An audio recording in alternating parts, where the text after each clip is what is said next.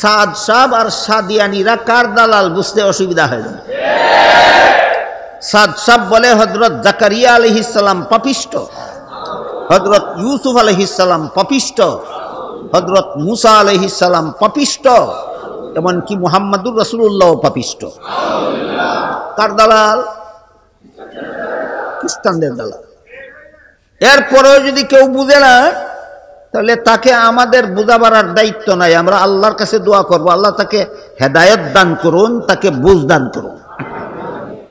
ইসলামের নামে এই ভ্রান্ত মতবাদের দ্বারা পরিষ্কারভাবে কাফেরও হয় না, আবার নির্ভেজাল মুসলমানও থাকে না। এই ভ্রান্ত মতবাদের কারণে সে হয়ে যায় মুসলমান নামের ভেজাল। একটা উদাহরণ দিলে আশা করি একটু বুঝতে পারবেন। ধরুন এক কাপ দুধ, খাঁটি দুধ, পিওর দুধ, এক কাপ দুধের মধ্যে যদি কেউ 1 চামচ কেরোসিন তেল ঢেলে দেয়, দুধ কি পরিমাণ, কেরোসিন কি পরিমাণ? দুধ মুঠেও নাই না, বেশিরভাগ দুধ আছে, কিন্তু নির্ভেজাল না ভেজাল? 1 কাপ দুধের মধ্যে 1 চামচ কেরোসিন তেল ঢেলে দিলে দুধটা এমন ভেজাল হয় যে এটাকে দুধ নাও বলা যায় না, আবার দুধ বলে পান করার যোগ্যও থাকে না। ঠিক তেমনি ভাবে মুসলমানদের কিছু ভ্রান্ত মতবাদ এমন আছে যেটার কারণে সম্পূর্ণ কাদিয়ানীদের মতো কাফেরও হয়ে যায় না, আবার নির্ভেজাল মুসলমানও থাকে না। এইরকম মুসলমানি নিয়ে জাহান্নাম থেকে রক্ষা পাওয়া যায় না। এর উদাহরণ হলো নবীগণকে গুনাহগার মনে করা। আমাদের বর্তমান সমাজে এমন যথেষ্ট মুসলমান আছে যারা বিভিন্ন নবীকে বিভিন্ন অজুহাতে গুনাহগার বলে ঘোষণা প্রচার করে বেড়ায়। এ ব্যাপারে পবিত্র কোরআনের সূরাতুল বাকারার 124 নম্বর আয়াতে আল্লাহ বলেন, লা ইয়ানালু আহদিজ জালিমিন। এর অর্থ হলো গুনাহগারদেরকে আমি নবী বানাই না। কোন সূরার কত নম্বর আয়াতে আল্লাহ বলেছেন? সূরা বাকারার 124 নম্বর আয়াতে আল্লাহ বলেন, কোন গুনাহগারকে আমি নবী বানাই না। বলুন তো, 1-2 নবীর বেলায় ব্যতিক্রমী নিয়ম বলেছেন না সার্বজনীন মূলনীতি? এটা আল্লাহর ঘোষিত সার্বজনীন মূলনীতি। সমস্ত নবী রাসূলগণ হয়ে থাকেন আজীবন বেগুনাহ নিষ্পাপ। এত সত্ত্বেও মুসলমান সমাজে মাঝে মধ্যে এমন কিছু পণ্ডিতের আবির্ভাব হয় যারা বিভিন্ন নবীর জীবনের বিভিন্ন ঘটনাকে ভ্রান্ত ব্যাখ্যার মাধ্যমে নবীকে গুনাহগার সাব্যস্ত করে। এই সমস্ত নবীগণের মধ্যে 1 নম্বরে রয়েছেন হযরত আদম আলাইহিস সালাম। বিভিন্ন স্বঘোষিত পণ্ডিত যারা নবীর জীবনের বিভিন্ন ঘটনাকে ভ্রান্ত ব্যাখ্যার মাধ্যমে গুনাহগার সাব্যস্ত করে, এই সমস্ত নবীগণের মধ্যে 1 নম্বরের তালিকায় রয়েছেন হযরত আদম আলাইহিস সালাম। আদম আলাইহিস সালামকে যারা গুনাহগার সাব্যস্ত করে, আদম আলাইহিস সালামের কোন ঘটনার ভ্রান্ত ব্যাখ্যার মাধ্যমে? জান্নাতে থাকাকালে আল্লাহর নিষিদ্ধ গাছের ফল খাওয়ার ঘটনার ভ্রান্ত ব্যাখ্যার মাধ্যমে। আমি আশা করি ঘটনা কম বেশি আপনাদের সকলেরই জানা আছে। আদম আলাইহিস সালামকে সৃষ্টি করার পর আল্লাহ পৃথিবীতে পাঠাবার আগেই কিছুদিন জান্নাতে বসবাস করতে দিয়েছিলেন। বলেছিলেন জান্নাতের সব রকমের ফলমূল খাও, শুধু একটি গাছের ফল খেতে নিষেধ করেছিলেন। কিন্তু শেষ পর্যন্ত ইবলিসের ধোঁকায় পড়ে আদম নিষিদ্ধ গাছের ফল খেয়েছিলেন। এই ঘটনার বিবরণ কোরআনেই আছে। এখানে এসে তারা ব্যাখ্যাটা এইভাবে করে যে আল্লাহর আদেশ নিষেধ লঙ্ঘন করলেই তো গুনাহ হয়, আর আদম যে লঙ্ঘন করেছেন সে কথা তো কোরআনেই আছে। সুতরাং কোরআনের বিবরণের দ্বারাই প্রমাণ হয় আদম গুনাহ করেছিলেন। এই ব্যাখ্যাটা একটু সময়ের জন্য মেনে নিলে আল্লাহ যে বলেছিলেন কোন গুনাহগারকে আমি নবী বানাই না, সেই মূলনীতি বহাল থাকে না, লঙ্ঘন হয়। এটাই প্রমাণ তোমার ব্যাখ্যাটা ভ্রান্ত। নবীগণের জীবনের কোনো অংশের এমন ব্যাখ্যা করা অথবা কোরআনের কোনো আয়াতের কোনো শব্দের এমন ব্যাখ্যা করা যে ব্যাখ্যার দ্বারা আল্লাহর ঘোষিত মূলনীতি লঙ্ঘন হয়, এইটাই প্রমাণ তোমার ব্যাখ্যাটা ভুল। তাহলে জান্নাতে আদমের নিষিদ্ধ গাছের ফল খাওয়ার সহি ব্যাখ্যা কোনটা, যে আমি একটু পরে বলতে চাই। এর আগে নবীগণকে গুনাহগার সাব্যস্ত করার ভ্রান্ত মতবাদ মুসলমানের সমাজে প্রবেশ করলো কোন দিক থেকে, ওই রাস্তাটা চূড়াপথটা আগে আপনাদের সামনে চিহ্নিত করতে চাই। একটা চূড়াপথ দিয়ে মুসলমান সমাজে নবীগণকে গুনাহগার সাব্যস্ত করার এই ভ্রান্ত মতবাদের আমদানি হয়েছে খ্রিস্টানদের ধর্মবিশ্বাস থেকে। নবীগণকে গুনাহগার মনে করা মুসলমানি আকীদা বিশ্বাস নয়, এটা খ্রিস্টানদের ধর্মবিশ্বাস। মুসলমানদের ধর্মবিশ্বাস না খ্রিস্টানদের ধর্মবিশ্বাস? এর একটা রেফারেন্স বলছি শুনুন। খ্রিস্টানদের লিখিত একটা বই আছে বাংলা ভাষায়, বইটার নাম হলো কোরআনের আলোকে বেহেশতে যাওয়ার পথ। সেই বইয়ে খ্রিস্টানেরা লিখেছে প্রথম নবী আদম ছিলেন প্রথম পাপিষ্ট। কি ছিল আদমের পাপ? জান্নাতে নিষিদ্ধ গাছের ফল খাওয়া ছিল আদমের পাপ। এই পাপিষ্ট আদমের বংশে যত নবী জন্মগ্রহণ করেছে সবগুলি নবী জন্মগত পাপিষ্ট। কি ছিল অন্যান্য নবীর পাপ? পাপিষ্ট আদমের বংশে জন্ম হওয়াটাই অন্যান্য নবীর পাপ। আপনাদের বিবেককে জিজ্ঞেস করে বলুন, কোন মানুষ কি নিজের ইচ্ছায় জন্ম হয় না আল্লাহর ইচ্ছায়?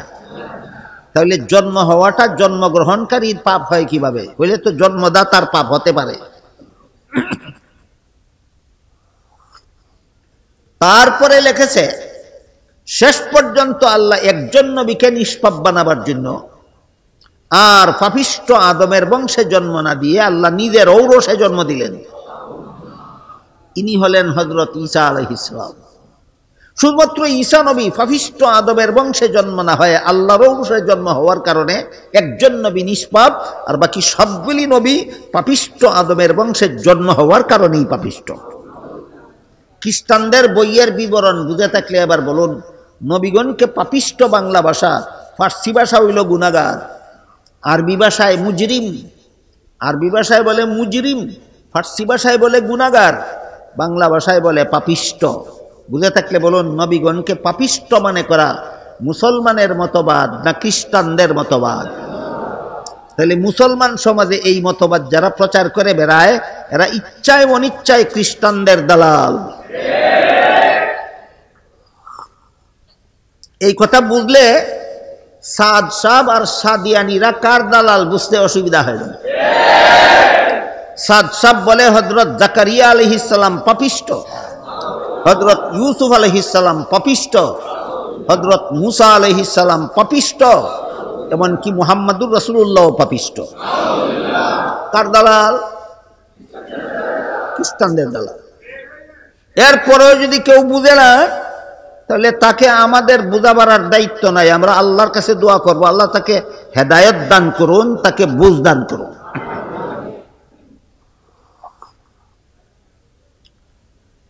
এই মতবাদ নবীগণকে গুনাহগার সাব্যস্ত করার মতবাদ, এটা এমন একটা ভ্রান্ত মতবাদ যে মতবাদের কারণে সরাসরি কাফেরও হয় না, আবার নির্ভেজাল মুসলমানও থাকে না, কেরোসিন মিশ্রিত দুধে পরিণত হয়। এটাকে দুধ নাও বলা যায় না, আবার এমন দুধ যা পানও করা যায় না। এইরকম ভ্রান্ত মতবাদী মুসলমানের দল আছে 72টা হাদিস শরীফে আল্লাহ রাসূল বলেছেন। আর নির্ভেজাল বিশুদ্ধ মতবাদের বিশ্বাসী মুসলমানের দল মাত্র একটা, হাদিস শরীফে আল্লাহ রাসূল এই দলটাকেই আহলে সুন্নাত ওয়াল জামাত বলেছেন। এই পর্যন্ত দিন শব্দের 3টি অর্থ আমি আপনাদের সামনে তুলে ধরেছি। 1 নম্বর, দিন শব্দের অর্থ কর্মফল। 2 নম্বর, দিন শব্দের অর্থ ধর্ম। 3 নম্বর, দিন শব্দের অর্থ ইসলামের বিশুদ্ধ মতবাদ। আপনাদের চেহারার দিকে তাকাইলে আপনাদের চেহারা আমাকে সাক্ষী দেয় খুব গভীর মনোযোগে শুনতেছেন। তাই যদি হয় আমার ধারণা, যদি শুনে থাকেন, বুঝে থাকেন, তাহলে বলুন তো এই সমাজের মুসলমানদের দিন শব্দের ব্যাখ্যাগুলি শোনা, বুঝা, মনে রাখা কি দরকার? এই সমাজের মুসলমানদের দিন শব্দের ব্যাখ্যা শোনা, বুঝা এবং জীবনভর মনে রাখা দরকার। মালিক ইয়াউমিদ্দিন আয়াতে দিন অর্থ কর্মফল, লা ইকরাহা ফিদ্দিন আয়াতে দিন অর্থ ধর্ম, আর আকিমুদ্দিন আয়াতে দিন অর্থ ইসলামের বিশুদ্ধ মতবাদ।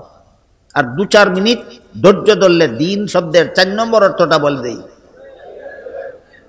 আজকে যে আয়াত আমি তিলাওয়াত করেছি আপনাদের সামনে সূরা মায়েদার 3 নম্বর আয়াতাংশ, আল্লাহ বলেন আল ইয়াউমা আকমালতু লাকুম দীনাকুম, আজকে আমি তোমাদের দিনকে পরিপূর্ণ করে দিলাম।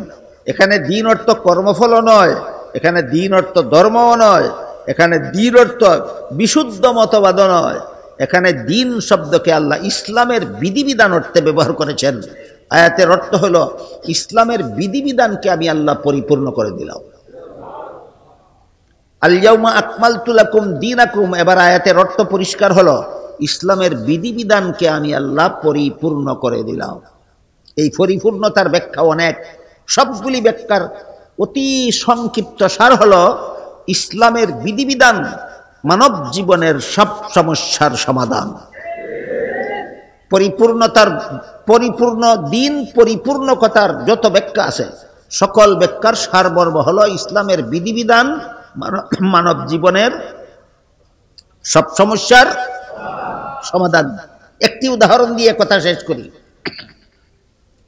আজকাল অনেক সময় যারা বলেন নারী পুরুষ সমান অধিকার চাই, তাদের পক্ষ থেকে প্রশ্ন শোনা যায়, ইসলাম পুরুষকে একত্রে 4টা স্ত্রী রাখার বিধান দিয়েছে, কিন্তু মহিলাকে একের বেশি স্বামী রাখার বিধান দেয়নি, সুতরাং ইসলামের বিধানে মহিলাদের সাথে অবিচার করা হয়েছে। আমার জানা মতো বাংলার মাটিতে এই স্লোগান তুলেছিল সর্বপ্রথম তসলিমা নাসরিন। তসলিমা নাসরিন বলেছিল কোরআনে অনেকগুলি ভুল আছে, আলেমরা যদি ভুলগুলি সংশোধন করতে পারে তাহলে এই আধুনিক যুগে কোরআন চলতে পারে। আলেমরা যদি কোরআনের ভুলগুলি শুধরাতে না পারে তাহলে আধুনিক যুগে এই কোরআন হবে অচল। কোরআনে যত ভুল আছে তসলিমা বলেছিল, এর মধ্যে একটা ভুল এই ছিল যে আল্লাহ কোরআনে বলেছেন ফানকিহু মা তাবা লাকুম মিনান নিসাই মাসনা ওয়া সুলাসা ওয়া রুবা, হে পুরুষেরা তোমরা প্রয়োজনে 2 স্ত্রী একত্রে রাখতে পারো, 3 স্ত্রী একত্রে রাখতে পারো, 4 স্ত্রী একত্রে রাখতে পারো, এর বেশি নয়। কিন্তু কোনো মহিলাকে বলেননি তুমি একত্রে 2 স্বামী রাখতে পারো, একথা কোরআনের কোনো আয়াতে বলেননি। সুতরাং এই কোরআন মহিলাদের সাথে অবিচার করেছে। আমার মনে হয় আপনারা যারা নাউজুবিল্লাহ বলেছেন, তসলিমার শয়তানি যুক্তির দাঁতভাঙ্গা জবাব বুঝে শুনে নাউজুবিল্লাহ বলেননি, শুধু আপনাদের ইমানটা এখনো নির্ভেজাল আছে এই জন্য বলেছেন। কারণ আমার তদন্ত মতে সাধারণ মুসলমানের ধর্মবিশ্বাস হলো এমন যে আমরা যুক্তি বুঝি না, তর্ক বুঝি না, জ্ঞান বুঝি না, বিজ্ঞান বুঝি না, দর্শন বুঝি না, আমরা একটাই বুঝি আল্লাহ যা বলেছেন ঠিকই বলেছেন। এর চেয়ে নির্ভেজাল ঈমান আর কিছু হতে পারে না। কিন্তু কিছু পণ্ডিত গজায় মাঝে মধ্যে সমাজে, এরা প্রশ্ন করে বসে কোন যুক্তিতে পুরুষ যদি 4টা বউ রাখতে পারে, মহিলা 4টা স্বামী রাখতে পারবে না, কোন যুক্তিতে? এবার বলি আপনাদের কোন যুক্তিতে। বেশ কয়েক বছর আগে বাংলাদেশে একটা আদমশুমারি হয়েছিল, 15-20 বছর আগে হবে আনুমানিক। সেই আদমশুমারিতে দেখা গেছিল বাংলাদেশে যে পরিমাণ পুরুষ আছে তার চেয়ে 50 লক্ষ মহিলা বেশি আছে। বেশ কয়েক বছর আগের হিসাবে। এখন আদমশুমারি হলে আরো বেশি সাব্যস্ত।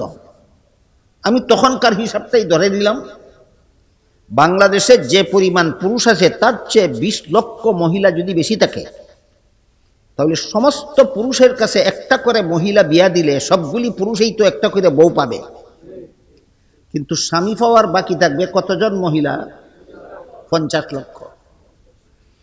ইসলাম যদি মহিলাদের সাথে 1500 বছর আগে এই অবিচারটা না করত, তাহলে বর্তমান বাংলাদেশের 50 লক্ষ মহিলার কপালে জীবনে একটা স্বামীও জুটত না। কোরআনের অপরাধ এখানে বুঝে থাকলে এবার বলুন, ইসলাম পুরুষকে একের বেশি স্ত্রী রাখার বিধান দিয়েছে, পুরুষের স্বার্থে না মহিলাদের স্বার্থে? ইসলাম যদি সূচনাকাল থেকে মহিলাদের এই স্বার্থটা বিবেচনায় না রাখতো, ইসলাম যদি বলতো নারী যেমন একের বেশি স্বামী রাখতে পারে না, পুরুষও একের বেশি বউ রাখতে পারবে না, এই বিধান যদি ইসলাম দিত, বর্তমান বাংলাদেশের 50 লক্ষ মহিলার কপালে একটা স্বামীও কোনোদিন জুটত না। এই হইল কোরআনের অবিচার। অবিচার পণ্ডিতের মাথায় যোগ্যতা আছে কোরআনের বিচার আর সুবিচার বোঝার মতো?